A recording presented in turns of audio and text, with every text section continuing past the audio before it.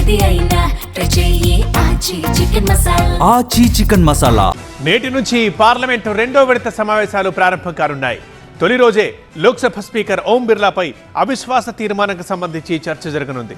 ఇక no confidence motion నేపథ్యంలో BJP, Congress పార్టీలు తమ సభ్యులకు విప్ జారీ చేశాయి. ఇప్పటికే సరిగ్గా ఇలాంటి సమయంలో స్పీకర్ ఓం బిర్లాకి మద్దతుగా ప్రధాని మోదీ ప్రశంసల జల్లు కురిపించడం ఇంట్రెస్టింగ్ గా మారింది. ఇంతకీ లోక్సభలో ప్రస్తుతం అధికార విపక్షాల బలాబలాలు ఏంటి? పార్లమెంట్ బడ్జెట్ సమావేశాల్లో సెకండ్ ఫేజ్ వార్ ఇవాల్టి నుంచి ప్రారంభం కాబోతుంది. బడ్జెట్ పై రెండో విడత చర్చకు ముందు లోక్సభలో కీలక అంశం చర్చకు రానుంది. అదే లోక్సభ స్పీకర్ ఓం బిర్లాపై ప్రతిపక్షాలు పెట్టిన అవిశ్వాస తీర్మానం.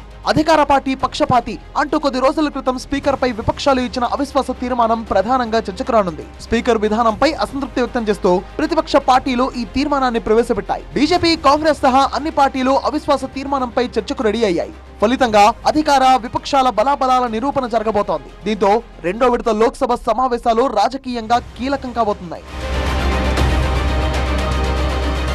నేటి అవిశ్వాస తీర్మానానికి 118 మంది ప్రతిపక్ష ఎంపీలు మద్దతిచ్చారు. దీనిపైనే లోక్సభలో తీవ్ర చర్చ జరిగే అవకాశం ఉంది. స్పీకర్ పాత్ర, సభ నిర్వహణ విధానం లాంటి అంశాలపై సభ్యులు చర్చించనున్నారు. సభ్యులు తప్పకుండా సభకు హాజరు కావాలని బీజేపీ, కాంగ్రెస్ పార్టీలు తమ ఎంపీలకు విప్ కూడా జారీ చేశాయి. ఈ క్రమంలోనే స్పీకర్ ఓం బిర్లాపై 2 రోజుల క్రితం ప్రధాని మోదీ ప్రశంసల వర్షం కురిపించడం చర్చకు దారితీసింది. పార్టీలకు అతీతంగా పనిచేసే అద్భుతమైన సభాపతి అని కొనియాడారు. కొందరు సభ్యులు మాట వినకుండా ఇబ్బంది పెట్టినా మోముపై చిరునవ్వు చెరగనివ్వరని గుర్తు చేశారు. ఎంపీలందరికీ మాట్లాడే అవకాశం కల్పిస్తున్నారంటూ మోదీ కితాబిచ్చారు.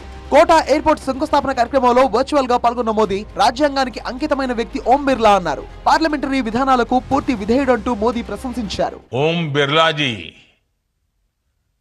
जितने शानदार सांसद है उतने ही बेहतरीन लोकसभा अध्यक्ष भी हैं।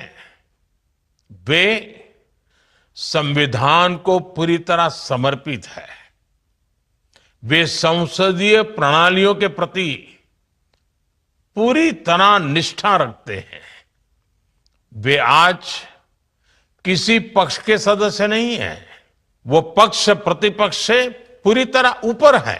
ఇక లోక్సభలో అవిశ్వాస తీర్మానంపై చర్చ తర్వాత పలు కీలక బిల్లులు యథావిధిగా చర్చకు రానున్నాయి. మొత్తంగా లోక్సభలో అధికార విపక్షాల మధ్య చర్చ జరుగుతుందా, సమరానికి సభ వేదిక అవుతుందా అన్నది ఉత్కంఠ రేపుతోంది.